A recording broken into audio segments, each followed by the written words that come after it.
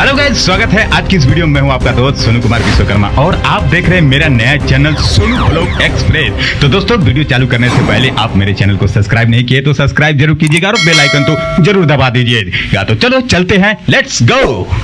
Sir, अभी जो ये बिहार में जो है संगीत के मामले में, जैसे कि हमारा देश सबसे ऊंचा था संगीत के मामले में, जो इस भारत से सीख कर गए और वही लोग सीख कर आए फिर भारत को बिगाड़ रहे हैं, जो अभी बहुत बड़ी बात बोले हुए थे। तो ये जो बिहार के लोग हैं, जो सिंगर हैं, जो इस तरह के संगीत को बर्बाद कर रहे हैं, अश्लील जो ये सब गाना गा रहे हैं, अश्लील पर सर आप क्या बोल सकते हैं? क्या ये कहाँ तक ये जाएगा और कितना ये समाज के लिए है? जो अश्लील गाना जो बिहारी सिंगर लोग गा रहे हैं, क्या अच्छा है? कहाँ तक लेकर जाएंगे? मैं आपको एक बड़ी बात बता रहा हूँ। आपके हाथ में एक मोबाइल है जी सर, इसमें आपके दीन धर्म की भी बातें हैं और इसमें आपको गंदी बेहूदी फिल्में भी भरी हुई हैं। जी। छोटे छोटे कपड़ों में औरतें गाना भी गा रही हैं, वो भी डाला हुआ है। जनाब, इस खराब दौर में आपको ये देखना है कि मुझे क्या लेना चाहिए। वो पैसे कमाने के चलते वो फुहरता डाल रहे हैं संगीत में, जो कि अच्छी बात तो है नहीं। लेकिन उन्होंने फोकस पैसे को कर लिया है। अपने आप को वो उठाना चाहते हैं, चाहे जिस तरह से भी उठ जाए। ये कंडीशन है उनके साथ कि हम खराब से उठे, सड़ा से उठे, गंदा से उठे, हमको उठना है, बस हमको स्टार बनना है। तो ये सोच जो है ना जनाब, ये सोच आगे ले जाके बहुत बड़ा धोखा देने वाली है उनको। वो टिकने वाले कहीं नहीं है, ये आप जान लीजिए। टिकता वही है। आज तक नौशाद साहब का सुनते हैं, शंकर जयकिशन का सुनते हैं। जी जी, जी। क्यों सुनते हैं? भोजपुरी में भारत शर्मा जी का रे धूम मचा के नाचो रे, चला गया ना, आया था, चला गया ना, चला गया ना जी। लेकिन बाहरों फूल बरसाओ अभी भी सुन रहे हैं। खाने रहियो बाके यार अभी भी सुन रहे हैं। अभी भी ये रईसों के घर में अभी भी ये गाना बजता है जी। और ये जो कुछ टुच्चे टाइप के लोग होते हैं, जो कि ये भोजपुरी जो सिंगर आजकल आए हुए हैं, जो ये अश्लील को फैलाकर और लोग घर में ही पार्टी शादी में घर के परिवार के साथ में ये नंगा गाना सुनते हैं। यही खराबी है। वो भी हमारे परिवार का एक हिस्सा है। ऐसे लोगों से मेरी विनम्र विनती है कि आप अच्छा संगीत तो कर ही सकते हैं, फुहरता क्यों लाते हैं? हाँ, आप जब एक फुहर संगीत पेश कर रहे होते हैं तो आप 4 आदमी तो आपको अच्छी नजर से देखता है, लेकिन 200 आदमी आपको अच्छी नजर से नहीं देखता है। आप उसकी नजर ही नहीं देख रहे हैं कि वो किस नजर से हमको देख रहा है। सही बात है। अभी बहुत सा हम वैसे भोजपुरी का गाना सुनते हैं, जिसमें कि सर भोजपुर के लोग में जैसे कि पवन सिंह हो गए, गला क्या मस्त है, ऊपर वाले ने उनको बहुत अच्छा गला बख्श किए हैं, लेकिन अच्छा गा रहे हैं। वो ज्यादातर अश्लील पर नहीं गाते हैं। लेकिन और लोग जो हैं, ये जो खेसारी लाल यादव अभी हैं, इन्होंने तो हद कर दिया अपना पॉपुलैरिटी पाने के लिए, चाची के बाची तक, ये सब और बहुत सा ऐसा उनका गाना आता है जी। भोजपुरी में जो भरत शर्मा जी जो काम करके गए, भिखारी ठाकुर जो काम करके गए, जिस तरह संगीत को ऊपर लाया, चाहे उसको लेके ही लोग नहीं चले। भरत शर्मा के साथ मैंने नगर में कार्यक्रम किया। वो आदमी भोजपुरी समाज का मोहम्मद रफी है। क्या बात है सर, सच में सलाम है उनको, प्रणाम है। वो इंसान, अरे क्या मेलोडियस, अब क्या पावर है, एक लफ्ज गंदा नहीं। रात भर मैंने उनके साथ कार्यक्रम किया नगर में, बहुत अच्छा लगा हमको। जरा भी नहीं लगा कि मैं हिंदी समाज से हटके भोजपुरी समाज में हूँ। दूसरी बात, बसना गांव में शारदा सिन्हा जी के साथ कार्यक्रम किया जी। ऐसा तो कहीं नहीं फील हुआ। अब जो हो रहा है वैसा नहीं था। अब बिहार में एक ही चीज रह गया सर, आगे उठने के लिए जो कुछ भी शुरुआत ही अश्लील से कर रहे हैं लोग, कि पहला सीढ़ी और पहले सीढ़ी में ही मैं पूरा आसमान छू लूं, और ये लोग इसी लालच में जो है अश्लील से ही चालू कर रहे हैं। उस तरह के सिंगर मेरे स्टूडियो में आए थे कि सर हमको स्टार बनना है, हमको रात भर में स्टार बन जाना है। ठीक, तुमको हम रात भर में स्टार बना देंगे, अश्लील तुम गाना गाओ। सुबह का क्या, हमको ये बताइए। क्या बात है? भी तो स्टार बनना ना है कि बस रात भर। तो चीज ऐसा पकड़िए, लंबी रेस का घोड़ा बनिए। क्या अच्छे गीतों को ज्यादा व्यूअर नहीं आता है, व्यू नहीं जाता है? आप बताइए, देख लीजिए कि खेसारी लाल का नाम कब तक आपके हिसाब से जिंदा रहेगा? मेरे हिसाब से अभी भी नहीं है। नहीं है ना? नहीं है। क्यों नहीं है?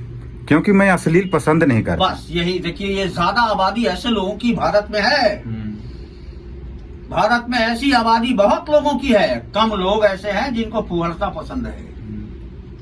नौजवानों का एक तबका है जिनको अच्छा लगता है सुनना। मैं उनसे भी कहूंगा कि बेटा बाबू थोड़ा अच्छा गाना भी सुनो, तुमको अच्छा लगेगा, तुम भी भारत के बच्चे हो, तुम्हारे नस नस में संगीत है। क्या बात है सर। तुम उसको समझने की बेटा कोशिश तो करो, देखो ना तुमको कितना मजा आएगा। हाँ, जी। तुम क्लासिकल सुनना शुरू करो, गजल सुनना शुरू करो, तो ये सब अपने आप तुम्हारे नजर से हट जाएगा। आजकल के नौजवान शास्त्रीय संगीत से भाग रहे हैं, जबकि शास्त्रीय संगीत ही मूल जड़ है संगीत, मेन न है। दुनिया को संगीत हमने दिया है और आज हम उनकी नकल कर रहे हैं। हाँ। तो अभी नकल भी अच्छी ढंग से नहीं कर पा रहे, खूबी करके भी खुद को नहीं बर्बाद कर कर पा रहे हैं। रहे। लिखा गया 16 मात्रा में, कैसे? माना तारा पत हरि दर्शन को आज, गिनो 16। बाप रे बाप। गाना बना बाद में, लिखा गया 16 मात्रा में। अच्छा। ये किसके पास काबिलियत है? अब ऐसा काम नहीं करते लोग, नहीं होता है। गुस्सा लगता है। संगीत को नीचे ले जा रहे हैं, रसातल में ले जा रहे हैं। हमारा संगीत, भारतीय संगीत, इंडियन म्यूजिक, जो क्लासिकल म्यूजिक दुनिया में सबसे रिच है। दुनिया में पूरे दुनिया को संगीत की पहचान देने वाला भारत देश है हमारा। और आज हमारे देश के लोग वेस्टर्न कल्चर की नकल करके अपने आप को मिट्टी पलीत कर रहे हैं। ये बड़ी तकलीफ होती है हमको इस बात से। हमारा कल्चर दुनिया ले गई और दुनिया की नकल हम कर रहे हैं, जो हमसे सीख करके बिगाड़ के भेज रहे हैं। क्या बात कर दी सर। ये खराब बात है। आपके यहाँ एक से एक लोग आपको मिसाल दे के गए, बना के गए, राग रागनी दे के गए। जब सुनते होंगे तो क्या सोचते होंगे, मतलब कितना सुनते होंगे तो रोते होंगे ना। लता जी ने क्या कहा था, सुन रहे थे, आखिरी टाइम में भी कहा उन्होंने कि अब लोग गजल सुनते नहीं है, गाते नहीं। दुखी होके बोल रही थी। हम लोग उनके लवाकान हैं, फैमिली के लोग तो नहीं हैं, नहीं। हम लोग अलग हैं। वो पूजनीय है हमारे लिए, लेकिन उनको हमारी परवाह थी। क्या वो हमारे बारे में सोच रही थी ना कि ये बाबू सही रास्ते पर चलो, सही काम करो। किसकी नकल कर रहे हो जिसको खुद नहीं आता है? सही बात एकदम सर राइट बात है। अभी वेस्टर्न में जाकर बोलिए भैरव राग सुनाओ, कोई नहीं सुनाएगा। अभी राग सुनेंगे, रागों में क्या असर होता है। होता है। अगर आप सही मन से दीपक राग अभी करेंगे तो 2 बाल्टी पानी पी जाएंगे बैठे बैठे, वो अंदर से कैफियत हो जाएगी। आप न करेंगे न पानी पिएंगे।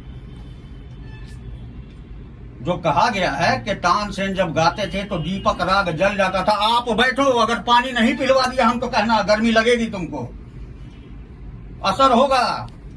मजाक में कुछ लोग लेता है। अभी इसको हल्के में लेते हो तो तुमको भी संगीत हल्के ही में लेता है। सही बात है। कुछ लोग लेते हैं इसको हल्के में। तो जो संगीत को हल्के में लेते हैं, संगीत ने उनको भी हल्के में लिया है। हाँ, सही बात। संगीत में जिंदगी है, संगीत जिंदा है।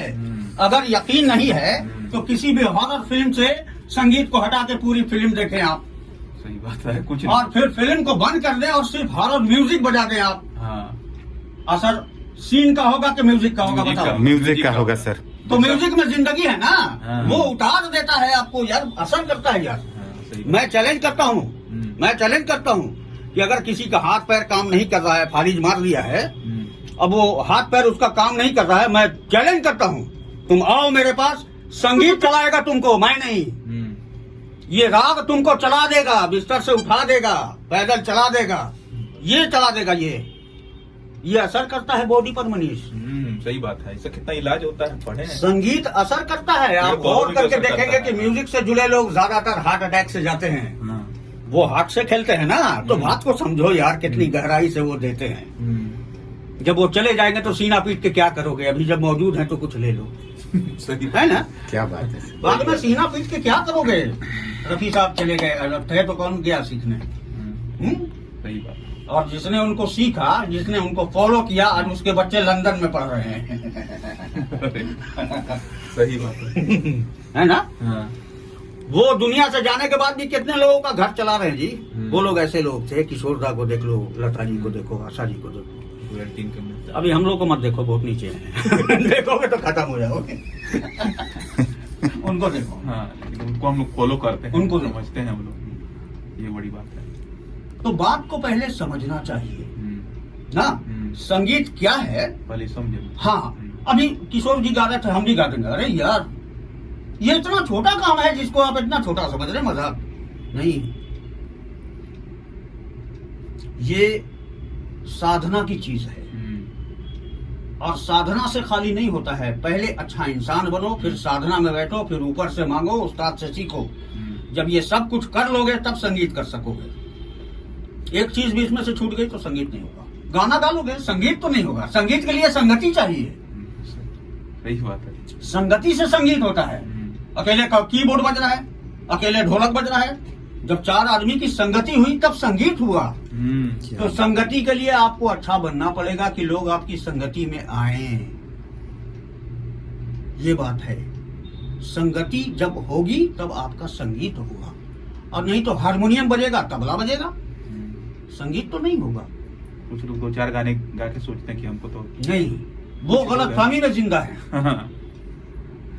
गलतफहमी में जिंदा है। ऐसा नहीं है। ये बहुत आसान नहीं है।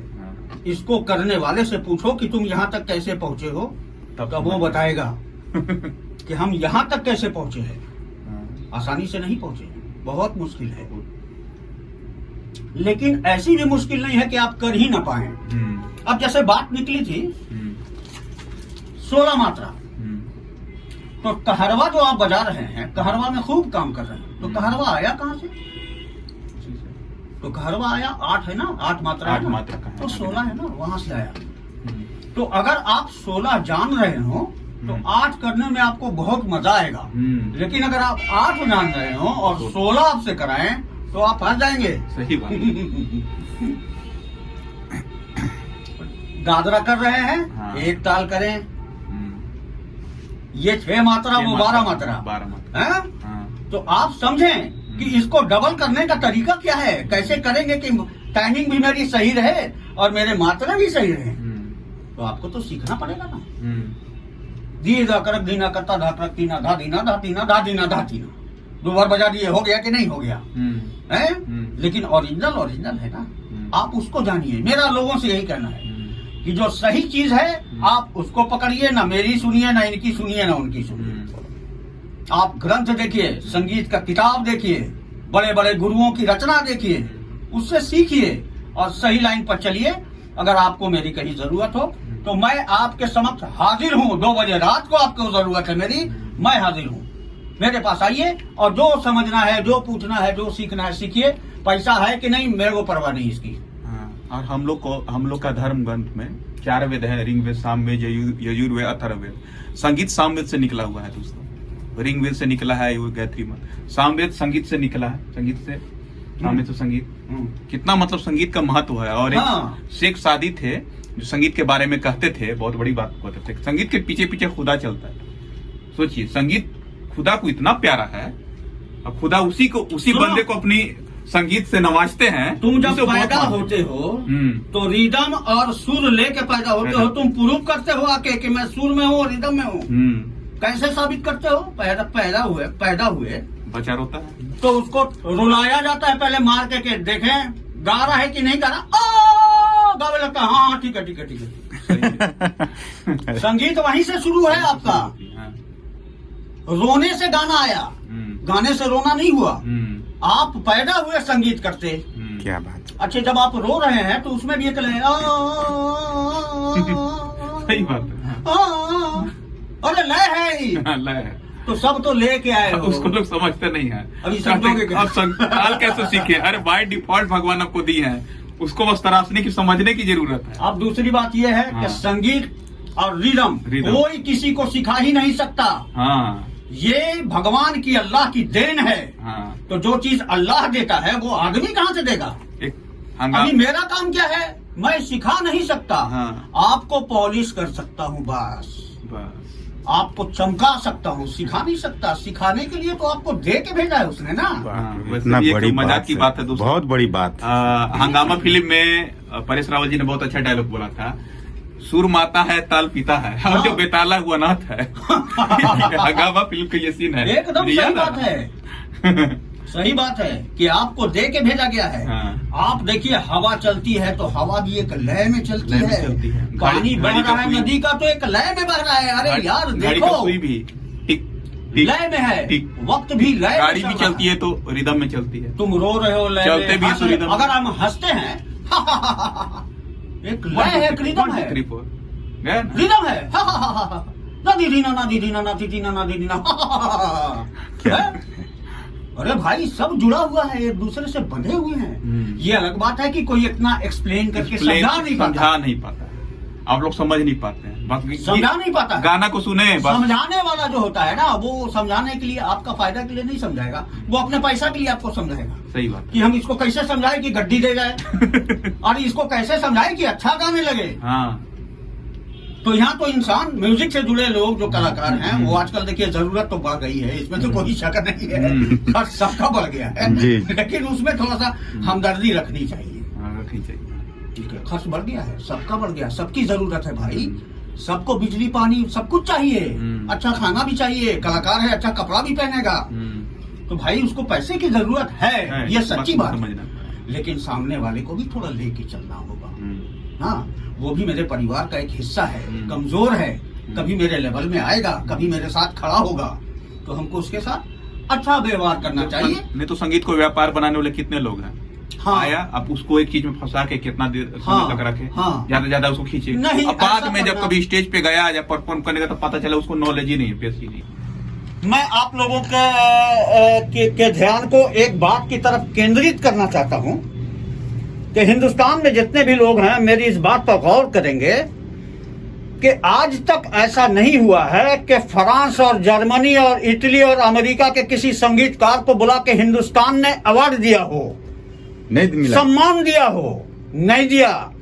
A.R. रहमान को दूसरी दुनिया के लोगों ने बुलाया, दूसरे देश से बुलाया, फॉरेन कंट्री से बुलाया और उनको सम्मानित किया, इनाम दिया। इसका मतलब समझते हैं क्या हुआ? मतलब यही हुआ कि दुनिया में मेरा ही म्यूजिक रिच है, मेरा ही संगीत करने वाले की कदर है। तो हम कैसे बेवकूफ हैं कि जब अमेरिका बुला के मेरे संगीतकार को इज्जत दे रहा है, पगड़ी पहना रहा है, और हम उसका गाना उठा के यहाँ कलेजा पीट रहे हैं बैठ के, जिसका कोई फायदा नहीं है, कभी कुछ नहीं मिलेगा। ना आप अंग्रेजी अच्छे से जानते हैं, ना उसका तरीका जानते हैं, आप हिंदी वाला भी खा जा रहे हैं। बहुत बढ़िया सर। तो मेरी यही प्रार्थना है कि संगीत को नीचे न लाया जाए। आज हमारे हाथों में आया है, काम करने का मौका ऊपर वाले ने दिया है, तो हम इसको नीचे न ले जाके जितनी मेरे को समझ है, जितनी सलाहियत है, हम इसको ऊपर उठाने की कोशिश करें। मेरी यही विनम्र विनती है। चलिए, बहुत बहुत धन्यवाद सर, क्या बात कह दिए सर, मजा आ गया। और खास करके ये अश्लील के लिए आपकी बात पूरी समझ में आ जाना चाहिए कि अश्लील मत गाइए। मत कहिए। जी, बहुत बहुत धन्यवाद सर।